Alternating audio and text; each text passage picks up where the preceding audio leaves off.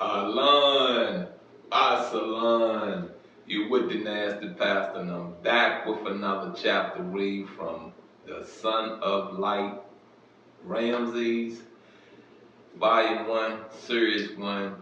And if I have to say it to you the right way, for you to really get it, I'm back with another read from Ramses, the Son of Light, Volume 1, Series 1. And I believe we are in. And I tell you, I lose the chapter sometimes. I do a whole lot, you know what I mean? So know that there's a whole lot been retained up here. Know that, I am a person that have a lot of knowledge I am presenting to the world, and like I said, I don't sit and plan it. You feel what I'm saying? It's organic to those that I want to capture in a live presence. You feel what I'm saying? And we're in chapter 6, and I'm not gonna give you a long introduction. What I'm gonna do is get into this read. It was no ordinary gathering. Several well-bred young ladies were given a dance recital. Their wealthy parents had underwritten years of professional lessons. Ramses had come late, not wanting to dine, and now, without wishing it, he found himself in the front row of a sizable audience. The 12 dancers had chosen a vast lotus pond as their torchlit backdrop, wearing pearl-studded netting beneath short tunics, triple-braided wigs, strands of beads, and lapis lazuli bracelets. The young woman swayed suggestively, supple and moving in unison to a delectable, languid beat. They bent to embrace invisible partners. No one in the audience moved a muscle. I want to touch on that a little bit. I want to touch on some things I've read, some things I've posted, some things that I've tried to understand, try to give an understanding of Upper Africa, ancient Egypt, Kemet. Now, I don't know how true it is. You understand what I'm saying? I don't know. I haven't seen any docs, any research, anything that connects the word Egyptian to gypsies. You understand what I'm saying? I haven't seen it yet. The way the dancers are described, what are you hearing? What are you hearing? From what you know of the gypsy culture, what are you hearing? Okay, I know they wear short tunics. I can tell you that one. I know they wear the little belly beads and all that stuff around them. I know that one. I know they have the little wrist bangles and all that. You understand what I'm saying? So the description that they're giving in words, I've seen it. I've seen that culture, and I just say this to you once again. You know what I mean? Where do the word gypsy come from? So let's figure out the origin of gypsies.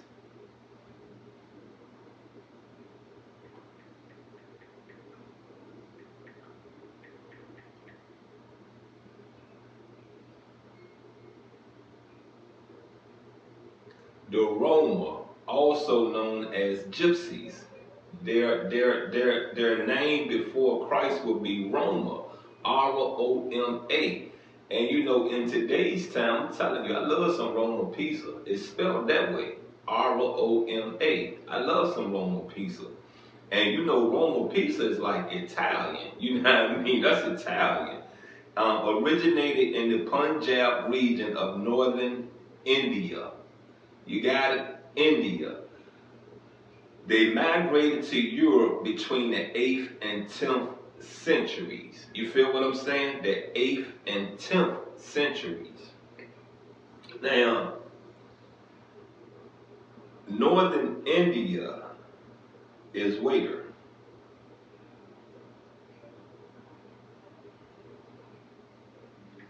What continent is northern India?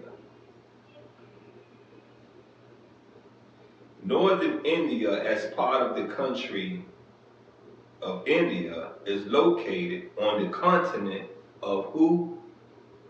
Of who? Come on. You ain't gonna believe this unless you already know it. Asia. Asia. That's where the Jews from. Asia. You understand me? Their origins are from Asia. You get me? Let's get back into this read.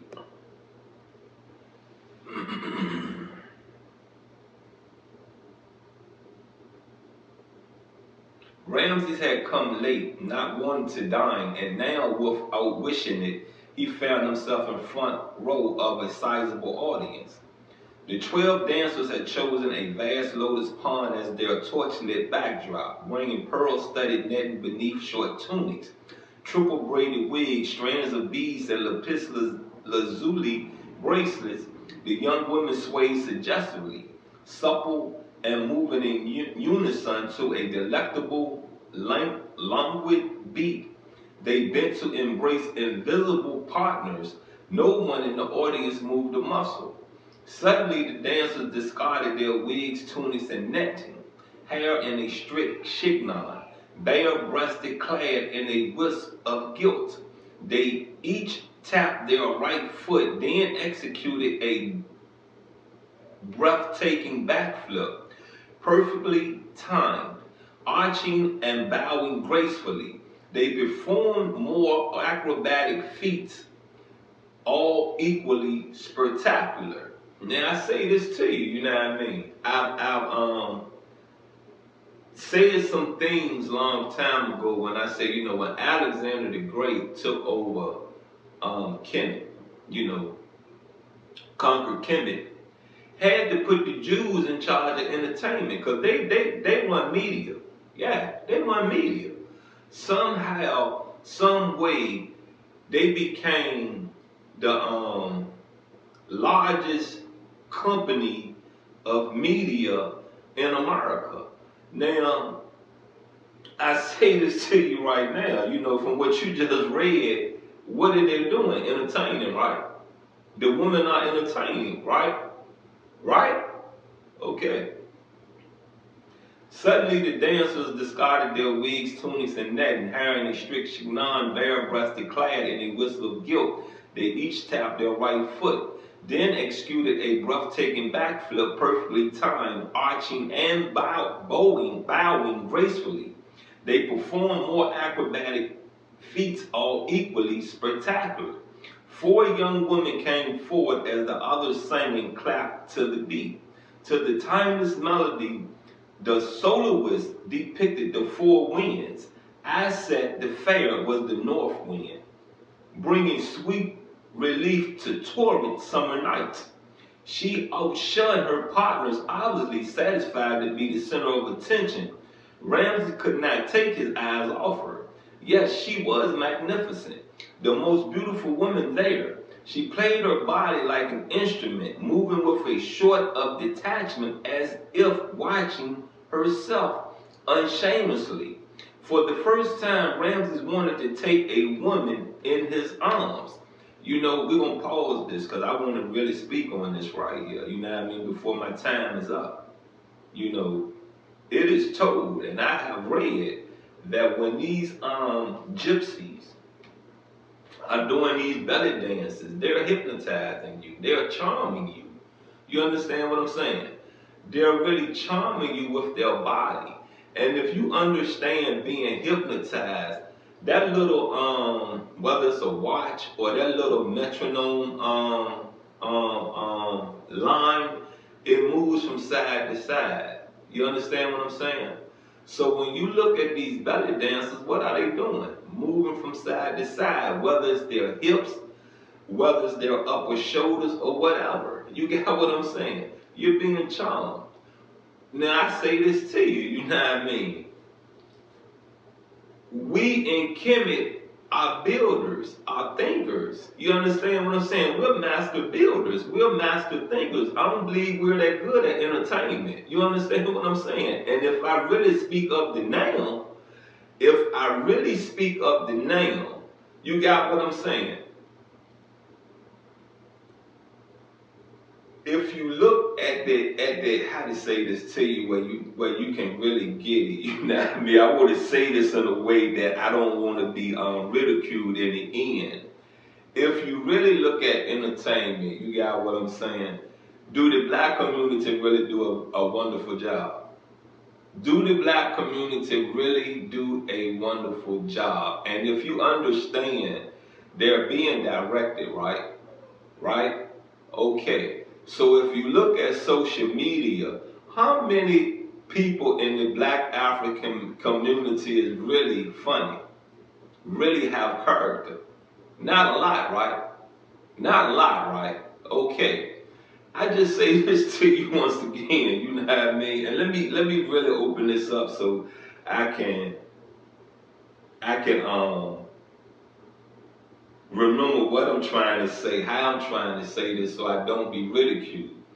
You know, I give it to the Jews. I give it to these gypsies. You know what I mean? They're wonderful at entertaining people. Very wonderful. They know entertainment. You understand what I'm saying?